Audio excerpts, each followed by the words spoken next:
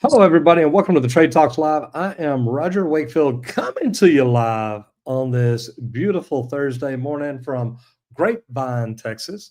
We are actually, man, just next door to Bass Pro Shops, and so many people went over there yesterday just to hang out and have fun, which is not a bad thing.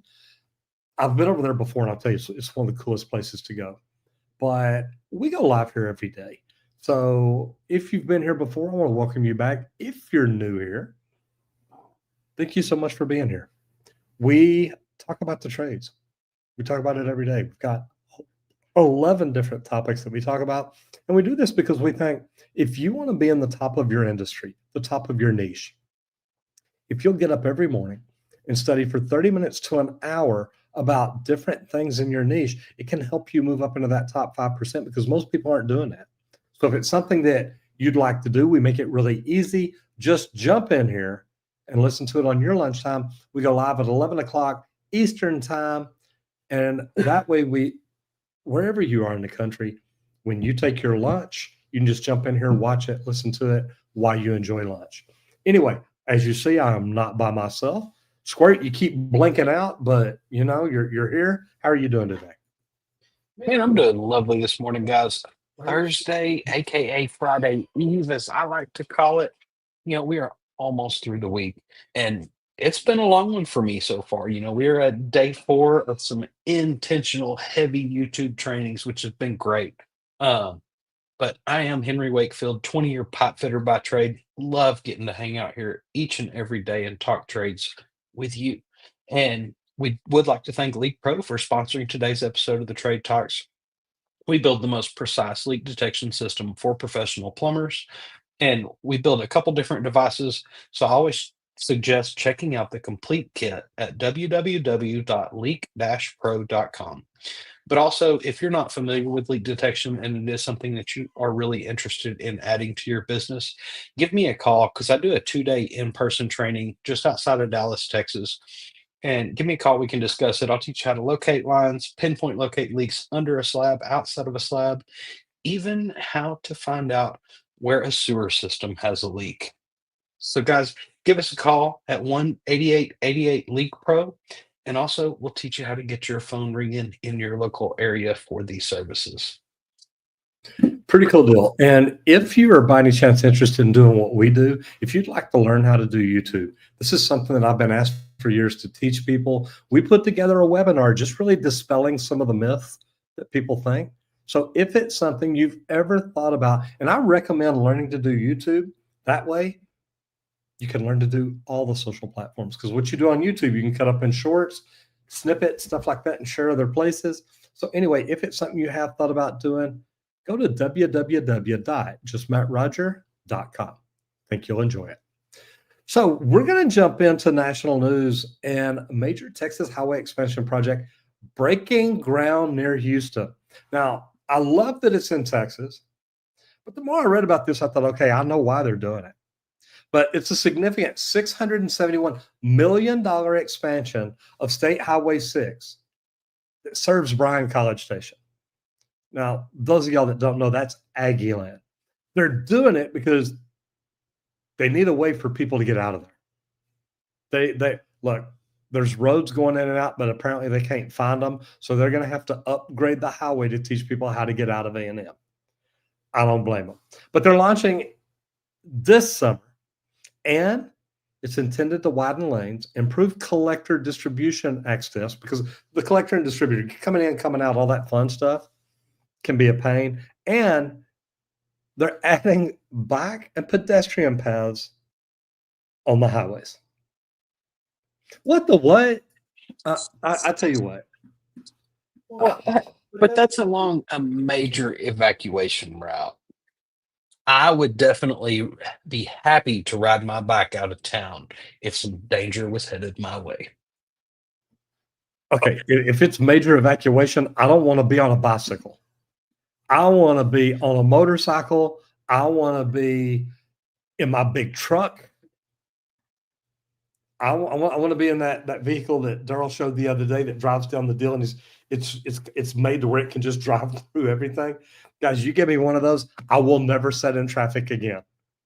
I'm just going to throw that out there. We need to find out. That was really pretty cool. But the cool thing about this is look, it's going to offer steady work for heavy equipment operators, concrete crews, electricians, and traffic control teams over the next 5 years.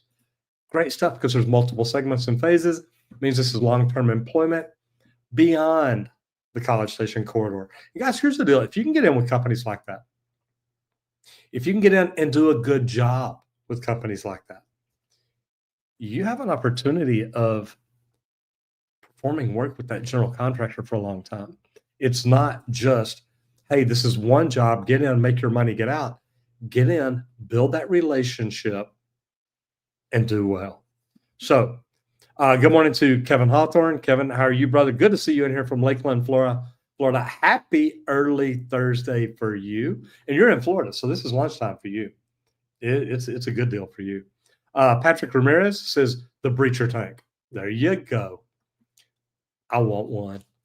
I do. I saw that, and on one side of the road, it's showing him going through all these different little barricades they tried setting up, and they're just like going to hell. And then on the other side of the road, it shows a traffic jam. And I'm thinking, I want to see him over there. Freaking cool. All right, Squirt, website review. And we're talking about one of your favorites, Construction Dive. Now, you have picked this one before, and I have no problem with that. I love it. What is it about Construction Dive that you're just like, you know what, man, I really do like this? Man, guys, so one of my favorite things. Sorry about that. One of my favorite things here is something that we've been learning this week is automations. And something that I like a lot about this site is the automated newsletters that you can actually sign up for in here. And guys, it's not just the same newsletter every day. There's a different aspect. You can sign up for different ones if you want to learn the tech side, if you want to learn the field side and the data side, the new tools and things that are coming. They do a different newsletter each and every day, even on Saturdays if you want a little extra. I'm signed up for all of them, but I love that you can deep dive into things and in your trade, things like that. Like we're always talking about studying each and every day to learn a little more about your industry, your trade, your skills, things like that. You can actually go through here and kind of dive into everything that's affecting construction in any way, pretty much. They cover a little bit of everything, kind of like we do here, but it's all just laid out in a simple place. But my favorite parts is the automations where it's just pinging my emails and letting me know. Now, I like this because you got a notification early this morning, and as soon as it went off, you're like, hey, Construction Dive. But this is a go-to source for industry news, project analysis, tech insights, and business strategy. And this is great for construction leaders for up-to-date pricing, project insights, regulatory summaries, and market intel. And the thing is, look, if you use this site to catch trend alerts, if there's certain things that you're into and certain things that you get excited about, man, this can bring it to your attention maybe before other people, and you can get involved sooner. If I were, we're talking about major highway. If I were down around Houston, Austin, College Station, anything like that, and that was my bread and butter, that's where I made my money, I would literally be reaching out to the big contractors in those areas that did it and say, hey, I'd love to be involved with you. If you're a minority, say, look, I can bring minority participation. If you're woman owned, whatever it is that you can do, whatever your niche or strategy is, let people know that. But the good thing is you catch the trend alerts, and like post-pandemic labor patterns or anything like that, you know what's going on. And guys, this can help you grow. So I love this. Every time you bring it up, I'm like, you know what? This is a cool. And I try to bring it up once a month because it's a really good one. And I just like that automated email, especially because it just pings me even whenever I don't have time to pull up their site and look into the news that they're releasing. Just the pings and the headlines kind of keeping me informed on, hey man, do I want to read that or not? Is it something that I need to read now or can I wait? That's one of my favorite parts here, and it's very beneficial. And guys, I'm always trying to learn more. It's one of my favorite things to do is learn and teach. And this is just a really good resource that I do want to bring top of mind because It's that great, guys. And automations is huge, and that's something that we've been learning a lot about. So I wanted to come spotlight this one today, a little special. We did learn some really cool stuff yesterday. I mean, don't get me wrong, we've learned cool stuff all week, but yesterday, man, I think that we learned stuff that is going to be like, look, this could change our channel a little bit. Even the day before with thumbnails, looking at different things, and man, I'm just telling you, there are so many good things out there that can help notify you of stuff. I mean, you can literally set reminders or notifications that look, if business growth is something you're about, put business growth in and tell it, look, search business growth every day. And if a new article comes out, notify me. If it's somebody I like, I'll go in and watch it. So some really neat stuff there. Let's go ahead and roll into business growth because this is great. Should you launch a second crew? And if so, what makes you think you're ready? How do you know that? Well, there's some indicators that you can start looking at. But your primary crew gets regularly booked out 4 or more weeks, maybe even 2 or more weeks. If you've got so much going on that your entire crew is booked out 2 to 4 weeks ahead, I'd want to dial that in. I don't want everybody booked out more than a week ahead. And it's something because then, I mean, think about it. If I'm booked out 4 weeks ahead, I could have 4 crews booked 1 week ahead. Now, if I can keep that happening, I can keep 4 crews busy. Okay. Now, even if I had a 5th crew, now I've got somebody that can take on the emergency, and maybe we cut that week down to 4 days. To be honest, the service company that I sold to, we kept everybody booked 3 days ahead, and we ended up doing about $40 million a year. We kept growing our crews until we could do that. So it's really pretty neat. But when the owners frequently pulled off job sites to handle logistics or troubleshooting, if you're trucking a chuck, trust me, it's time to start looking at hiring a second crew. And then if administrative bottlenecks are slowing down your growth. I remember when we started growing and literally, and Randy talked about this the other day, I was so busy, I didn't have time to do billing. I'm out running the truck all day, every day.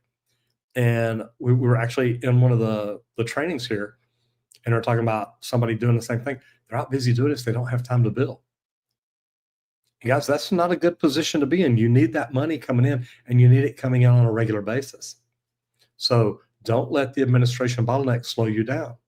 But before you expand, you've got to ensure systems are in place for dispatch, for procurement, for supervision. You need things in place to make sure you're not just doubling your work. Because if you don't have things in place, you're the entrepreneur. You just hire another crew. Now you're running twice as much to try to run them. One person should never manage more than 5 or 6 people, no matter how you're set up. Because once you start managing more than that, it becomes really difficult. But you've also got to, in order to do that, you've got to make sure that you have a dependable lead or a dependable foreman. And eventually, once you've got 4 or 5 foremen, then you need a dependable service manager because you need somebody to help run that. Go ahead. You look like you want to say something. I was going to say, I thought that was funny. We're talking about dependable foreman, and I was talking with a guy this morning, does demo. We've had a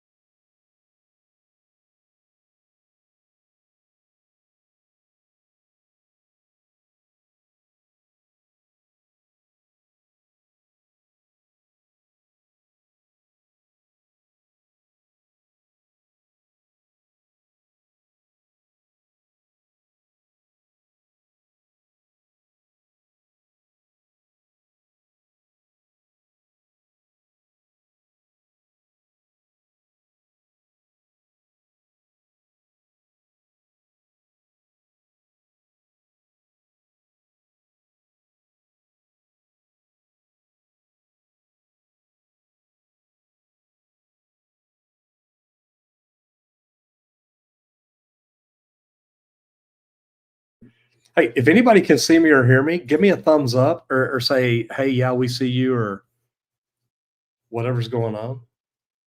Henry's frozen and Roger's muted. Okay, but I'm back now. Can you hear me? Okay, now they can hear me. Good. All right, so we're gonna finish up here with business growth. Look, start with the project specific expansion. If you want to grow, be very specific about how you want to grow, know how you want to grow, and focus on that. And then add crews only when there's an upcoming job that warrants that and makes it where, hey, look, this is something we really want to do. All right, so let's go over into service work. So, what do you say when a customer tries to skip the permitting?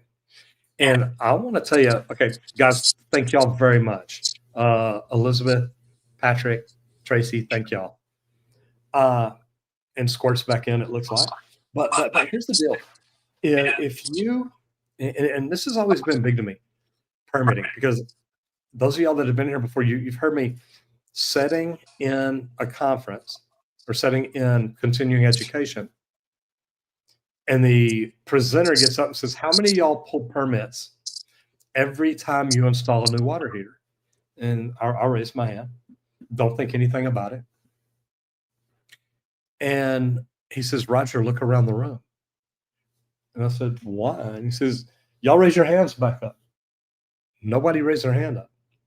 There was not anybody out there that pulled permits every time they installed a water heater. So I don't like that.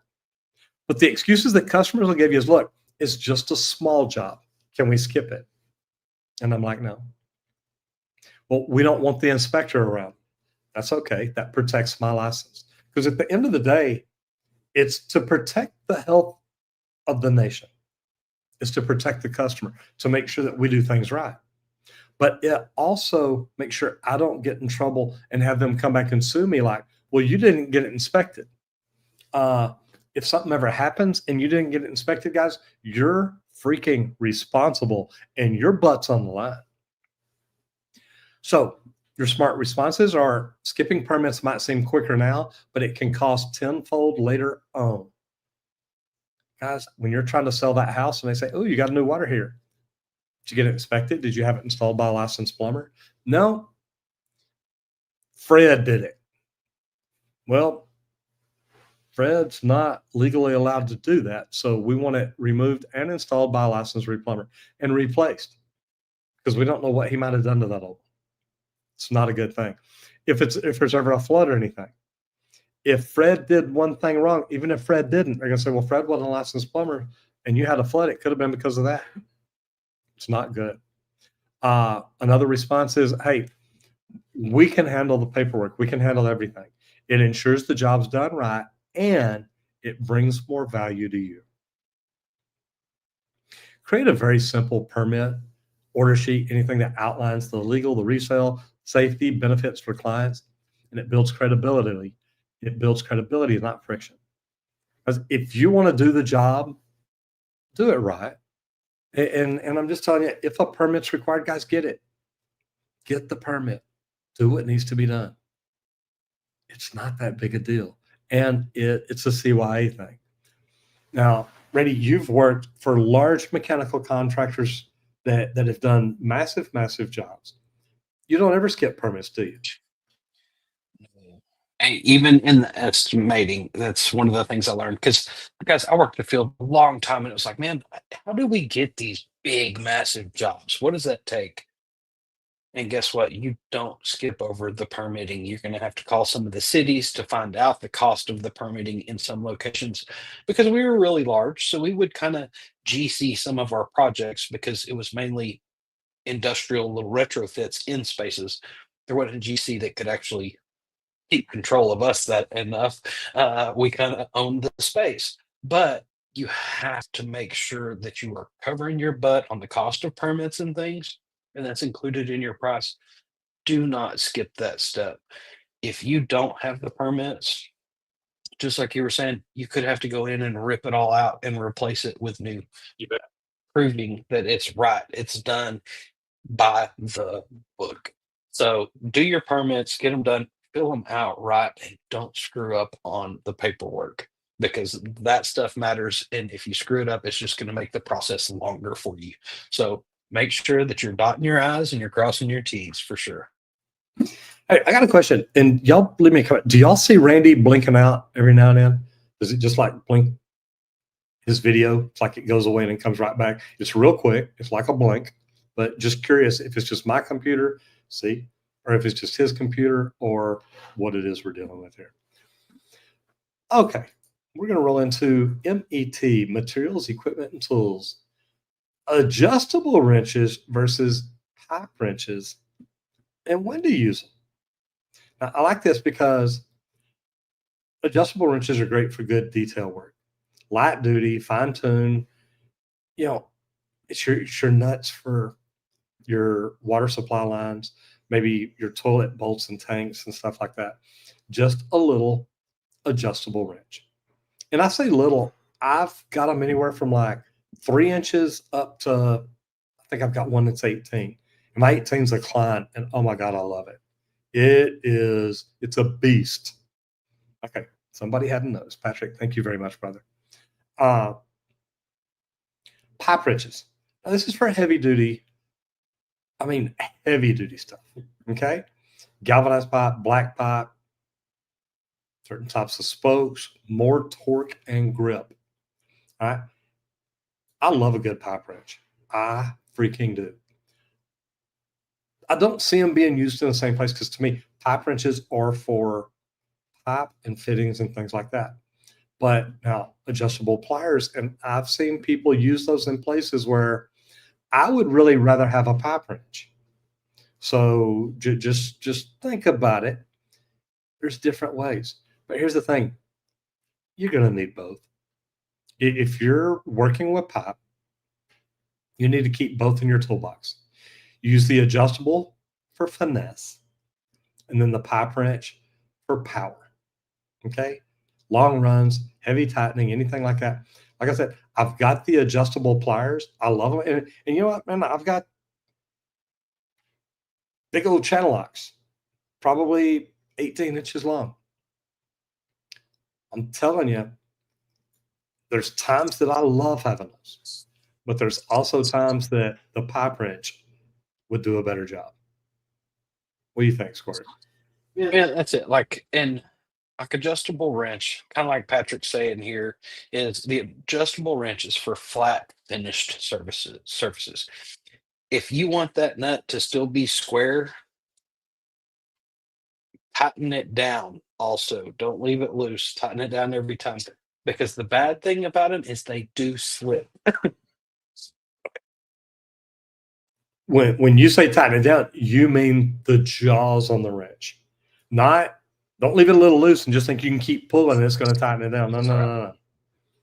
When he says tighten it down, you literally put that adjustable wrench on there, adjust it, or it's snugging up on that nut. You want it to lock down tight on that nut.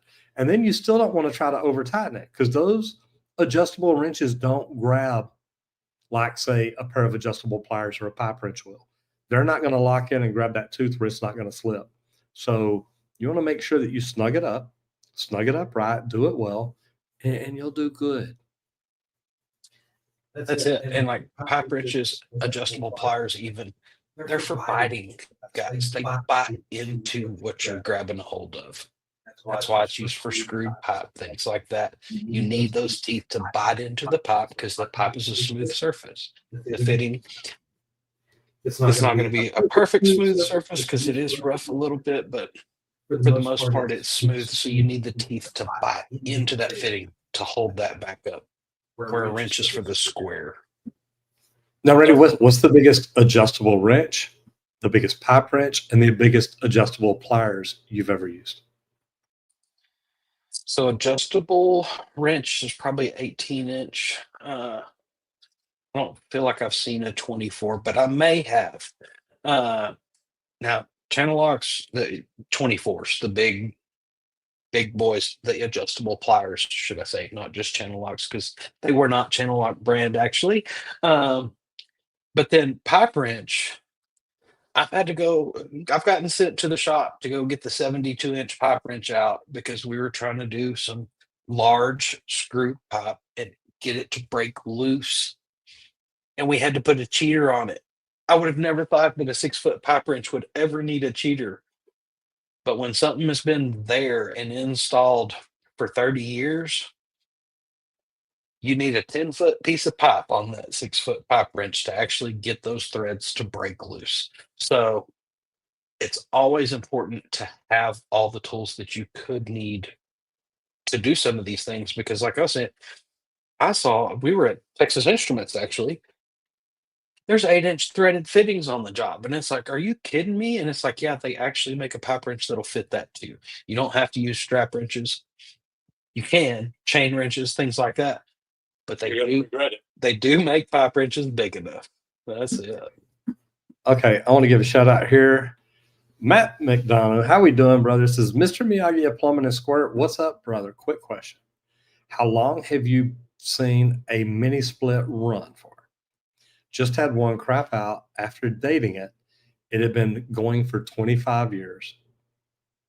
Now, Randy's dealt with a lot more mini splits than I have. I'll let him jump in a second. But yeah, that's pretty impressive no matter where you're at. So good stuff there. Patrick Ramirez says both are on the tool list. 2 sizes are best for each.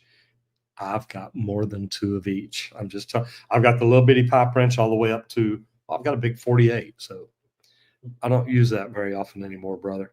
Patrick says, and don't install shower and tub spouts with pipe wrenches and adjustable pliers. You're completely right, brother. Use that strap wrench. And Patrick says, big gun squirt. Yeah, it takes them. So go back. How long's the longest you've ever seen a mini split run, or have you dealt with them long term or not? Not long term. I haven't. I didn't deal with enough replacements. I did deal with a lot of new installs for mini splits, things like that, for some different projects scattered because I was a little involved in the HVAC. But luckily, I didn't have to mess with a lot of the startup and stuff that you actually have to do with that.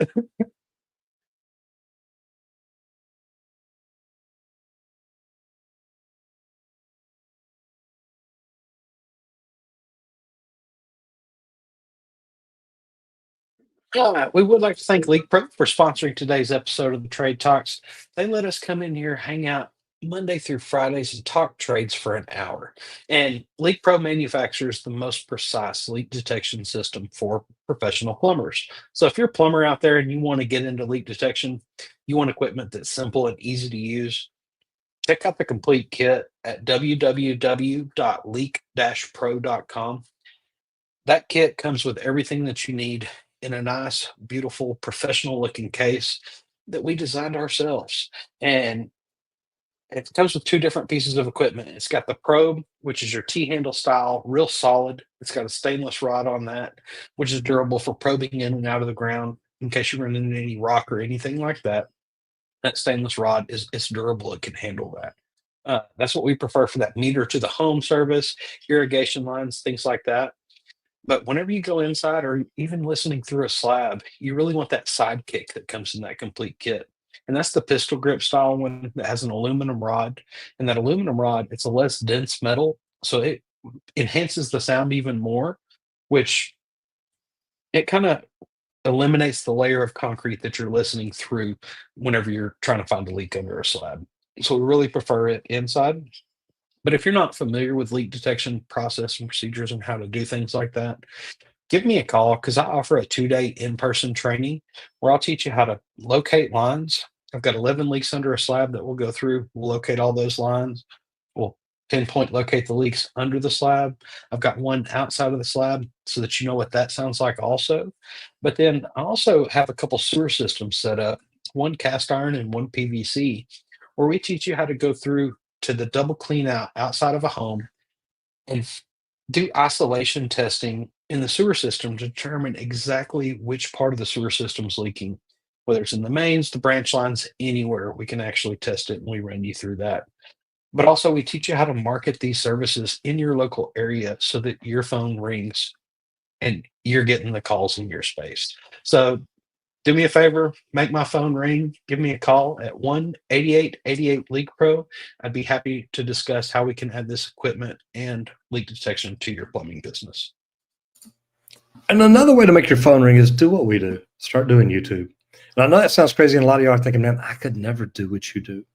You know what? If you'd have told me 7 years ago I was going to be doing this, I'd have said there, there ain't no way. I'm a plumber. But guys, I started making videos talking about what I love, what I could do to help people. And I started making videos teaching them how to do the easy stuff that helped me build relationships with people. So what I'll tell you is, look, if you want to learn to do what I do, it's not hard. And I promise if you've got any kind of a company, any kind of a business, YouTube is the second largest search engine in the world. And if you're not using it to grow your business, it's something you should definitely think about. So I put together a webinar, actually put together a training course, but it starts out with a webinar. Watch the webinar and let you decide, hey, I think that's something I could do. So if it's something you're interested in, go to www.justmattroger.com, check it out. And after you watch the webinar, come back in and let me know what you think. Patrick says most splits run 10 to 15 years if you're lucky. So go League Pro. Absolutely. All right. MEP now. Common errors in coordinating. Now, Squirt, this is your deal. So, man, take it over. Guys, coordination. It is so important to plan the work and work that plan. So there's some major common errors that happen in coordinating pipe and duct runs. Okay. And a lot of the bad parts here are pipes and ducts that are crossing in drop zones.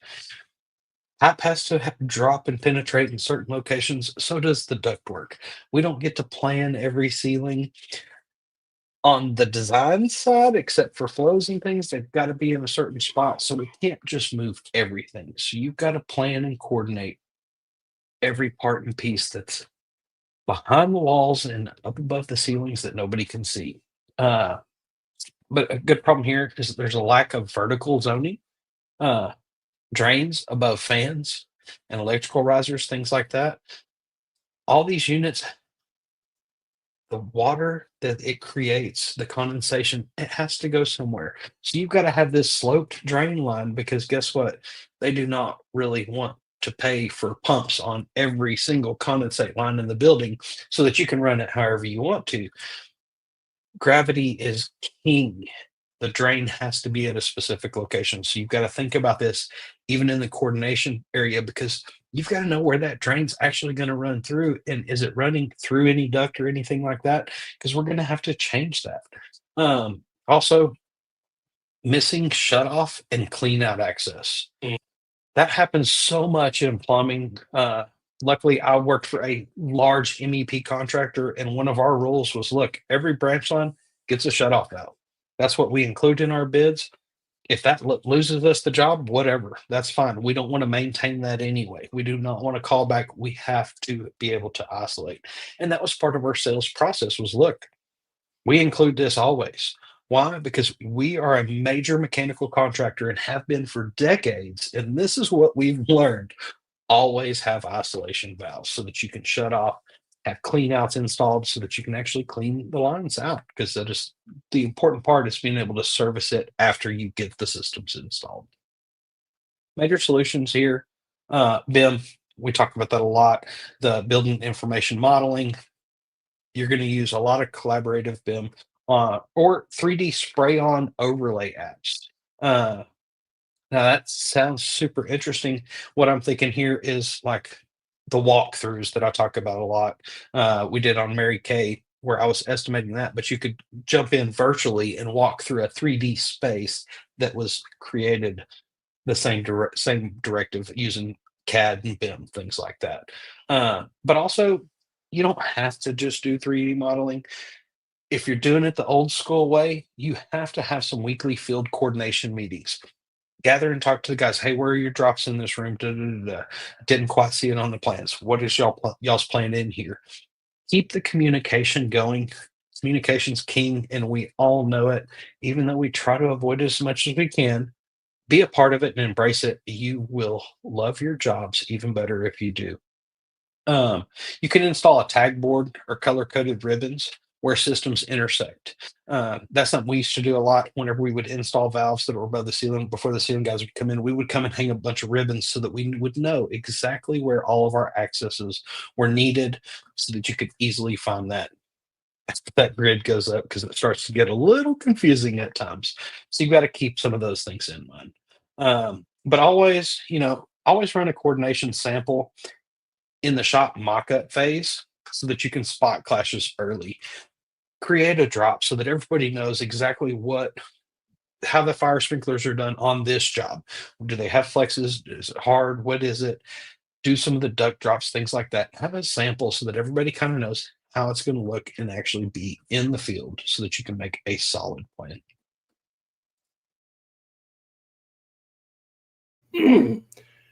The cool thing about that is, look, it's working together. If you'll work together to get the job done, guys, it's so much easier on everybody. And coordination is what it's all about. It's coordination, it's communication between the trades. I'll say all the time, look, we hate electricians. You know what? We really don't. They don't know how to clean, but it is what it is. There's a bone missing in their hand where they can't hold the broom, so we can't help them. Shout out to David Weber down here, who just got my journeyman license thanks to your YouTube videos. Thank you, sir. Brother, you are more than welcome. I'm glad I was able to help you. Patrick Ramirez says, amen. Guys, look, we've done this for years, and we keep doing it over and over and over again. We learned along the way, look, this is how you become the very best, and this is what you got to do. And if you're not coordinating, if you're not talking to the other trades, you're going to have problems. All right, Randy, where the work is, and this is industrial warehouse. Man, we're back on one of your topics again. What you think about this? Dude, all I'm going to say is all you Midwest ladies, you better look out. Trades guys are coming. Industrial warehouse builds, they are climbing across the Midwest, okay? Some of the current trends here, over 38 million square feet is under construction just in Q1 this year already, with 60% of it pre-leased. They're already selling this space. So guess what? They know that the space is going to be full before it's even built. This is how construction keeps going and moving forward, guys. And the ideal trades for this: HVAC, plumbing, sprinkler, electrical, fire systems, for cold storage and automation spaces. Guys, everything is moving in the direction. And I love industrial spaces. It's one of my favorite parts of the trade that I did, I think, because actually going in and building these warehouses where it's going to be food plants, it's going to be all sorts of different things. I've got to work in Frito-Lay, build Farmer Brothers coffee, do some styrofoam cup lines. Like, you get to work in so many cool spaces. And whenever you build these warehouses and you're involved, you can do the initial install, but also you can do the specialty trim outs if you embrace it early enough and you're involved. Because a lot of the customers actually like to use the same contractor that worked on the building itself. So just because you built the warehouse doesn't mean you might be done yet. You may still be on that job working for a completely different customer to follow through completely on the project. Some cool places where that you can build right now: Milwaukee, Chicago, Cincinnati, St. Louis, Indianapolis. And we get to go to a lot of these cool places, a bunch of big cities up there. This is starting to increase even more, guys. Yeah, yeah, sure. Yeah. Man, we've already got to go to Chicago. We've already got to go to Cincinnati. Hadn't been to St. Louis yet. We've been to Indianapolis. I've been to Milwaukee. You hadn't. Pretty cool places. I mean, we've got to get out and see the world. This is a great way to go out in the world and work and get to spend time there and really get to know the people. So I do. I love stuff like this. I think it's fantastic. Great way to get in and grow. So you grow because you're learning ways that people do things around the country. They don't all do it like we do here in Texas. So it's neat to get to do it. Makes it fun. All right. Instructor training. And I love this because Teaching building code. How deep should you go in the beginning? Now, there's two different mindsets here. There's a tiered approach, and then there's active learning. So the tiered approach, you start with why. Okay, why does water need, why does the drain pipe need to be 1/4 of an inch per foot? Why does it need to be 1/8 of an inch per foot? And you start with that and you explain why. You explain the flow rate. You explain different things about it. That way you're not just teaching them the code, you're teaching them to understand the code. And if you can understand it, it makes it easy. Focus on very simple or typical job site scenarios. Fixtures. Why are fixtures this far apart? Why does the fixture need to be, why does the rough end for the toilet drain need to be 12 inches off the wall? And is that off the wood walls? Is that off the sheetrock walls? Is that off the baseboard? Know these things. But then be able to explain why. Understand why fixtures need to be so far apart. Why does the ADA stall need to be bigger? Why does this fixture set up against the wall, but then the next one is 5 feet and 18 inches down? Doesn't make sense when you're roughing it out there in the middle of a field. But once you walk into the bathroom, you see it, you're like, oh, now I understand. Focus on things like that. Understand venting. Okay. Why does the vent go this way? And y'all have heard me talk about going to work out at Fujitsu. I walk in, they put me with a pipe fitter who's the plumbing foreman on this job. And as soon as I walk up, he says, "Man, look, you should probably be foreman here, not me. I'm a pipe fitter. I don't know much about plumbing, but I appreciate you coming down here." He starts walking me around, shows me what all I'm gonna be doing. I look up, I said, "Well, do you want me to change those 2 vents first?" He said, "What do you mean?" I said, "Well, the vents on those 2 mop sinks are backwards." He said, "How did you know they're mop sinks?" I said, "Well, I've looked at the drawings." I said, "But the vents are backwards. That's all that matters." He said, "No, I'm gonna put you over here and have you work on this." I said, "Okay." So he gets me over and I'm working, and sure enough, I see him bring the superintendent down, and I'm close enough I can hear, and the superintendent walks down, and guy looks up and says, "Hey man, look, I want to get you look at it." He said, "Who put those vents in backwards?" Immediately. He said, "That's what I thought." He says, I wanted to make sure." And he come over to me later. He said, "I'll never doubt you again." I said, "Look, I wasn't trying to be mean. I'm just trying to help you." And he said, "No, I see that." So really pretty cool. But you've got to understand stuff like that. And then you can introduce the tables and section formats later. That way they understand how many fixture units, how many this, how many this. They don't have to know that from the very beginning. Then there's active learning where it's a quiz format. Hey, did we do this right? Do you think that'll pass inspection? The guy who got me in plumbing, Uncle Grant, his dad, I worked with him for a while. He would ask you questions all day, every day. How long can this arm be? How big is this drain got to be? How many fixture units can this carry? How many can this carry? What is the action that makes solder work? What is this? What is this? What is it? And I mean, I was always like, why does he ask these same stupid questions all the time? But then when I went and took my plumbing exam, and I'm like, ooh, now I know. Ooh, now I know. Ooh, now I know. He knew what was on the test. He was preparing me. I didn't even realize it. I just thought, okay, he's just asking me to see how smart I am. No. He was preparing me. And then physical mock-ups. Can you build a test where you show the minimum clearances and why? Maybe you have a toilet installed and then you have a wall that's movable. Well, see here it is with this toilet roughed in at 18 inches. Here it is with it roughed in at 15 inches. Do you see how tight this space got real quick? Because you got to know that. And then you want to use tools like maybe colored tape or anything to mark the code zones. So you can literally take a layout, take your bathroom, the bathroom that the employees or whatever use. You're not open to the public if you're a plumbing company. But go in and tape it off and say, see, this is what it would look like if it was roughed in at a 12-inch off the wall, which I've seen. And that 24 inches is hard to get in. 12 inches off the wall, 15 inches off the wall, and 18 inches off the wall. Now they see a difference. And they're like, wow, you know what? It's something they can see. It's something that makes sense. And it does. It works really, really well. Yeah, like I was always the why guy.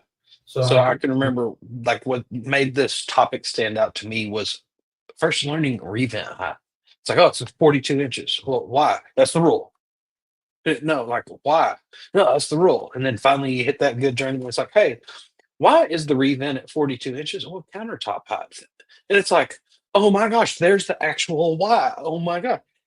I will never forget that anymore because I actually understood the why. So the why is a very important thing for them to comprehend and understand. And like you're talking arms and things. Why is there a distance on that? Well, look, because there's no vent, because if you want it to actually flow, here's the reasons, here's the things. When you understand the why, it helps you truly understand the reasoning that you're doing that, you're paying attention to it. And I always loved the guys that were always asking me the questions all the time. Because then when you realize it, it's like, oh my gosh, they were just preparing me for the test. That's all they were doing. They're just telling me all the different rules and laws that you've got to know to get that license. And pay attention, focus up, and remember it all for sure. Okay, so wait a minute. Why do you think revents are at the height they're at? it It was so that it would clear the kitchen countertop height. Oh, what is it? It's Flood rim level. So your revent stays above that. Yeah, flood rim level, which is counter height, right? Or Yeah, lavatory height. You're saying Saying counter like a countertop. countertop. Okay. Yeah, correct. Okay, that makes sense. Okay, Matt McDonough says, okay, gentlemen, have a great day. Love what you guys do. Got to run and be a hero. And we all have to do that. Love you, bye. Go League Pro. Love you, brother. Be good, be safe, and have fun out there. And Patrick Ramirez says, travel to Georgia, North Carolina, Texas, Washington, Cali, Maryland, and more, all doing commercial, industrial, biopharma. There you go. Semiconductor projects. It's been a blast. You know, man, I love that you've worked in multiple aspects of it too, because I think that's what kind of helps separate me a little bit. Let's jump into specialty real quick because med gas installation, precision and certification required. Strict code compliance. Guys, med gas is serious. Welding specifications, certification training, all this. Guys, there's so many certs and things that you've got to have done before you ever do it. You've got to be certified. I remember the first time I did med gas, there wasn't a requirement. And man, nobody worried about it as much. Once you started getting into studying, it's like, now I know why we do this. Now I know what we got to do. Requires pure materials, proper labeling, and alarm systems. Med gas is its own mindset. You've got to be thinking about that. Even when you're brazing, you've got to have a nitrogen purge. You don't want that oxidation powder and stuff on the inside. And why does all that matter? Because this is critical life systems in hospitals. There's zero tolerances for leaks or backflow. Even the testing, you test each line independently, and then you check the other lines to keep making sure there's no pressure on them. There's tight margins, and the mandated inspections are by third parties because you want to make sure that nobody else. I mean, if we installed it and I just say, Randy, check the system, he's like, yeah, we're good. Go ahead. When you have a third party come in, their license is on the line. And the biggest accidents in med gas are like when you go to put oxygen on somebody, what if it was a vacuum? Well, if they're out, if they're unconscious and you're making it where they can't breathe, guess what? They're not going to breathe. And if they're out, they're not going to be able to fight back and say, hey, wait a minute, I got a problem here. I can't breathe. So this is stuff that you got to keep your eyes open for. But med gas is one that, man, I'm so proud to have that license. So glad that I understand it. I know a lot of y'all don't like the way I braze. I really don't worry about it. I don't have leaks. And I know how to fill that cup up. So it works. And if you're a medical shop, consider training a medical gas specialist that's open to lucrative contracts. If you're a med gas shop and you're a master med gas plumber, think about hiring a med gas plumber. That way you can run service calls for dentists and small little clinics. There's really a great opportunity there, I promise. All right, Randy, social media spotlight, WeldTube. What the heck have we got going on here? while he's pulling that up, the thing we like about WeldTube is number one, to focus on the welding setup, the joint prep, safety, and real world fabrication examples. Now, we love the real world stuff. We're looking at what all we can do to get more videos about it. But this is great for multi trade crews that weld or do fabrication on site. Now, Randy and I being in the union, we've both set up and done a lot of fabrication on site. So, Randy, what is your favorite thing about this? What do you like about this channel? Man, guys, this is like if you really do want to become a welder out there and it's something that interests you or intrigues you, this is a great spot. They talk about a lot of different welding. Uh, they talk about TIG, stick, MIG, flux core. One of my favorite, walking the cup, and we're going to get into that here shortly. They've got 651,000 subs with over 126 million views. Right about where we are. And guys, the key here, maybe here, we're going to hit popular. TIG Welding 101, walking the cup. Imagine that. Man, I told y'all we were going to get into it. This is one of my favorite welding things because if you slip or anything when you are walking that cup, it shows in the weld so quick. So if you really want to know how good a welder is, watch him walk the cup a minute and walk over and take a look at the weld when he's done to see what it actually looks like. It will show every flaw. And that's the cool thing about welding is you can easily visually see most of the problems that you're having in welding because it takes such consistency, the perfect spacing, the right steps. You don't want to have a long step and then a short step. It's going to show in the bead that you end up laying down. And I love this because You you muted? get a good experience lower cost.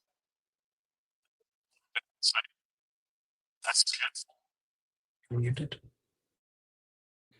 I love this because you can get an experienced welder, even a good pipe fitter like you with years of experience.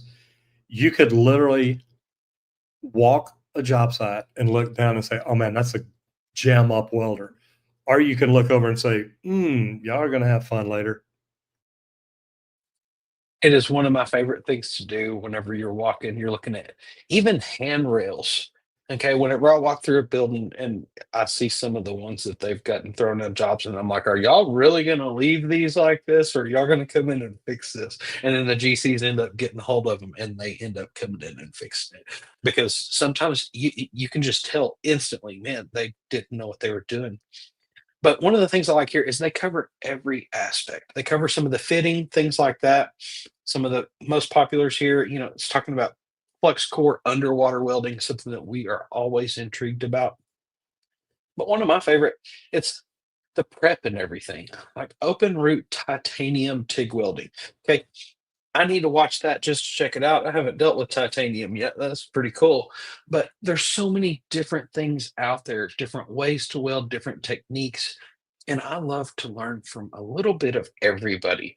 This site, look here, they gave a giveaway not too long back. But they're always trying to help you and increase your skill, giving you their tips, tricks, techniques. Some of the smallest things that you can learn can advance you so much. And that comes back to a guy I learned cutting a torch. And I was asking, man, how do you get it so perfect every time? He's like, well, which part are you lining up? Pick one of the little bitty precise needles coming out of that torch tip and put that on your line and make it the thinnest line that you can. That's going to keep you as square as you can possibly cut if you're doing that and you really want that precision. So it's really cool to go through here, figure out some of the different ways, some tips and techniques, welding in jacks, in the field, things like that. They cover a little bit of everything. And, I like fitting and welding. So I brought up the MedGuess. MedGuess is as close as you plumbers get to pipe fitting and welding, in my opinion. And I love it because I've worked on some big hospitals. But I just love welding and not being behind the hood necessarily, more the torch and the prep and the setup and having that welder be a tool in my bucket to come out and weld for me so that I can keep them busy. And man, it was a great career. I loved working in the field. But now I'm trying to do other things and give back to the field. So that's why we get to do what we get to do now, and love every day. We've been here for 4 days now. Between everything we're doing, we're tired. We still got one more day to go. But when I talk about YouTube, I want y'all to understand all it is a new tool. Now, most of you are tradesmen, most of you are technicians, most of you understand that if I gave you a new tool, and we're talking about pipe wrenches and adjustable wrenches earlier. If I gave you a compound pipe wrench because you had a piece of pipe that was really, really tight and you were trying to break it loose and you couldn't get enough leverage and you didn't have enough room for a 12-foot cheater. If I give you a compound pipe wrench and said, look, this can increase your leverage by like 300%. And you're like, okay, but I don't know how to use it. You could learn how to use it, or I could show you how to use it. Guys, I learned a new tool about 7 years ago, and it's called YouTube. And I learned how to grow on social media. I learned how to grow by helping other people, by teaching other people, by doing cool stuff. And since then, I've had a lot of people come up to me and say, I wish you'd teach me how to do YouTube, but I can't get in front of a camera. I can't talk the way you do. I don't have a community. I don't get the views. I don't have the equipment. Guys, we started with a phone, an iPad, a laptop. That's it. The camera I'm sitting here talking to you right now, a laptop right here. You see me moving it. That's what we started on. And you can do it too. Sometimes you just got to get your mindset over the belief that you can't do something. But if you're a tradesman, you already understand that if I gave you a new tool, you could learn how to use it and it'd make your job easier. I just want y'all to know that, look, you can grow to be whatever you want to be. Any one of you. And the more training I come to, the more I learn, the more I want to help people. So if you've ever thought about doing YouTube, or you've ever thought, man, I wish that's something I could try, go to www.justmetroger.com. Because I'm telling you, I really think that if you do, you'll watch that and you'll think, you know what, maybe I could do that. And if you do, I've got a course. I teach people how to do it.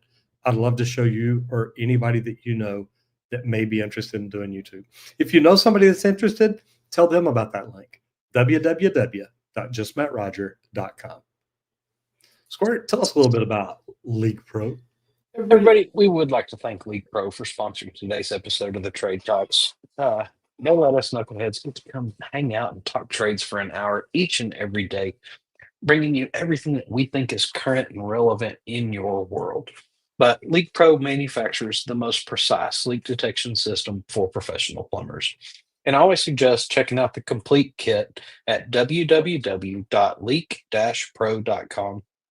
It's like a business in a box, guys. If you're wanting to get into leak detection, it comes with both pieces of equipment for your indoor and your outdoor use, but it also comes with a universal adapter to be able to hook your air compressor up, and also to be able to remote control activate that air compressor so that you can pinpoint locate leaks right on the spots where they're happening. So check out the equipment at www.leak-pro.com. But also, if you're not familiar with the process and procedures of doing leak detection, give me a call because I offer a 2-day in-person training just outside of Dallas, Texas. And I'll teach you how to locate lines, pinpoint locate leaks under a slab, outside of a slab, even how to locate leaks in a sewer system, and also how to market this in your local area. So give us a call at 1-8888-LEAK-PRO. I'd be happy to hear from you and talk to you about how you can add this to your business. Man, tomorrow's Friday, everybody. Tomorrow's Friday. We're looking forward to seeing y'all again here tomorrow. We're fixing to run back downstairs, learn a little bit more. But remember, guys, whatever you're doing out there today, do it safe and have fun. Everybody have a great Thursday evening and get out there, hit it effing hard because you know we will. See you back here tomorrow. Bye, guys. See y'all.